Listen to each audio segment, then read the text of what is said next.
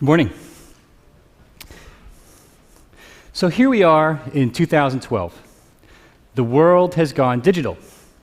However, when it comes to money, we still carry cash. Credit card, online, and even new mobile purchases still settle using the same paper money we've always used. So as Bruno said, you may have heard lately about a new digital currency called Bitcoin that hopes to change that.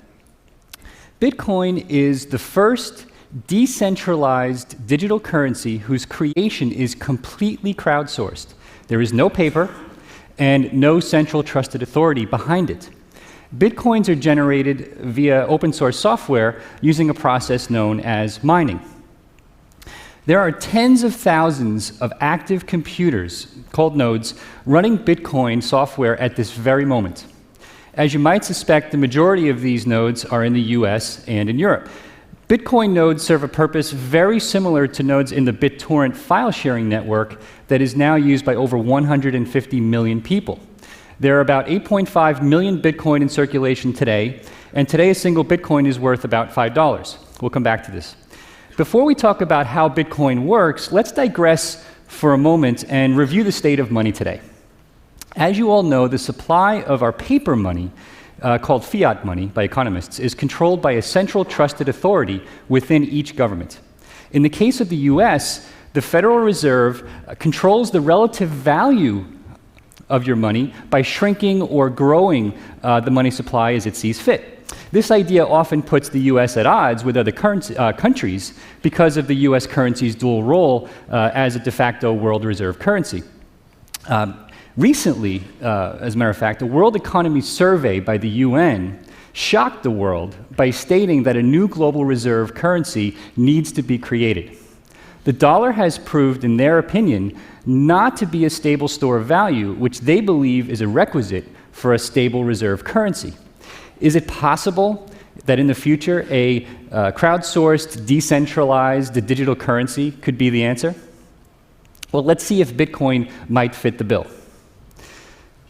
So Bitcoin is almost the opposite of this fiat money, right? There's no paper, there's no central authority printing money, any computer can generate Bitcoin, and any computer can store Bitcoin in a digital wallet, but Bitcoin transactions can be anonymous, just like paper money. All Bitcoin transactions, which are anonymous, still settle on the public internet on a completely public general ledger that is totally transparent. Okay, so now let's talk about this. This is the technical part of our program. So suppose Bob wants to send a Bitcoin to Alice. Okay, he can transfer funds person to person directly over the internet with no bank. So how does this work? So first, Alice sends her public key back to Bob so that he knows who to address the Bitcoin to.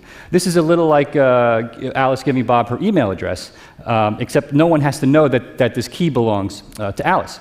So Bob adds Alice's public key along with the amount he wants to transfer as a message from his Bitcoin software, kind of like using PayPal, but without the email address. So Bob's software digitally signs the transaction with his secret key, which is a little bit like an ATM PIN code, and this effectively encrypts the transaction. Bob broadcasts the transaction anonymously out over the Bitcoin network, which posts it to the Bitcoin general ledger on everyone's computer. Okay? The big challenge with digital money, because this is not the first digital money, stored on your computer's hard disk has always been preventing two different people from spending the same money. Bitcoin finally solves this problem in a very elegant way. Since every Bitcoin user has access to the entire general ledger, everyone knows that Alice has accepted the funds from Bob. So if he tried to send the same funds to someone else, the general ledger wouldn't allow it. Of course, all of this begs the question, why should I trust Bitcoin? Now, when it comes to encryption, I don't really trust anyone, okay? In the case of Bitcoin, I don't have to, as I can view the source code, as you see here. The source tells me exactly how transactions settle and how new Bitcoins are mined. To date, over 1.1 million copies of the Bitcoin software have been downloaded, and over 25,000 people are attempting to mine Bitcoin on any given day. Many more than that already own Bitcoins. So coming back to the previous slide, while you see incredibly rapid growth in the Bitcoin float over the past 3 years, this doesn't tell the entire story. The creation of bitcoins is controlled by the network so that the coins are created at a very predictable rate. Bitcoin mining software, again free on the internet, performs constant mathematical calculations which increase the security of the transactions on the network so that the more miners there are making these calculations, the stronger the network encryption become. The Bitcoin network has already become 10 times more powerful than any supercomputer in the world within 3 years. The source code guarantees that sometime around the year 2040 or so, the Bitcoin flow tops out at around 21 million. Not a problem because Bitcoins can be broken into tiny pieces analogous to cents going out 8 decimal places. Bitcoin has been very volatile over the past several months, and there is massive speculation occurring within the community already. For people who don't have the raw computing power to compete with other miners, there are several currency exchanges where Bitcoin can be bought, sold in any currency that you're using today. I believe that Bitcoin's success or failure, or any other digital currency success or failure, is dependent upon whether or not you can use it via a mobile phone. If you truly want to replace paper cash with something you can take with you, you need to be able to carry it with you somehow and execute a transaction, okay? And there are software ports already available for iPhone and Android. So there are dozens of sites now accepting Bitcoin. Here's one example. I've seen dozens on the internet. However, along with all of these positive mathematics and other things, there is a darker side to Bitcoin. So one of the first sites to gain prominence in the Bitcoin world was Silk Road. Silk Road enables illegal drug purchases with delivery to any address in the world with near complete plausible deniability on behalf of the buyer. While I have absolutely no first-hand knowledge, the rumor I've heard is that the service is doing quite well.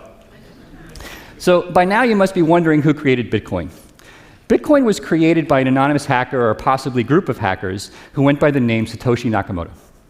In January 2009, Satoshi released the first Bitcoin software to the world. No one knows who Satoshi is, and Satoshi disappeared from the community over a year ago. But there is relatively strong evidence, circumstantial evidence, that Satoshi had ties to a group of hackers known as the Cypherpunks. And here are some of the better-known members of the group. You probably have heard of Bram Cohen, who created BitTorrent, Julian Assange, who created, of course, WikiLeaks, and David Sham, who created one of the earliest attempts at a digital currency called DigiCash, which ultimately failed. A similar model to Bitcoin, probably the first online summary of a decentralized cryptocurrency model that is crowdsourced, was discussed on their mailing list, which was really infamous in the mid-90s, was discussed on their mailing list in the late 90s. No one is sure why Satoshi waited 10 years to formalize the program after the basic concepts were introduced. But I should note that the domain was registered before the banking crisis began, although the software was released after that. In any case, we may never know who Satoshi is, although I have my theories. One last clue was left in the very first entry of Bitcoin's general ledger as to why Satoshi may have done this. Here, buried in the hash for the first 50 Bitcoin, which have never been spent, is a message from Satoshi. It reads, "The Times, January 3rd, 2009, Chancellor on brink of second bailout for banks." Thank you very much.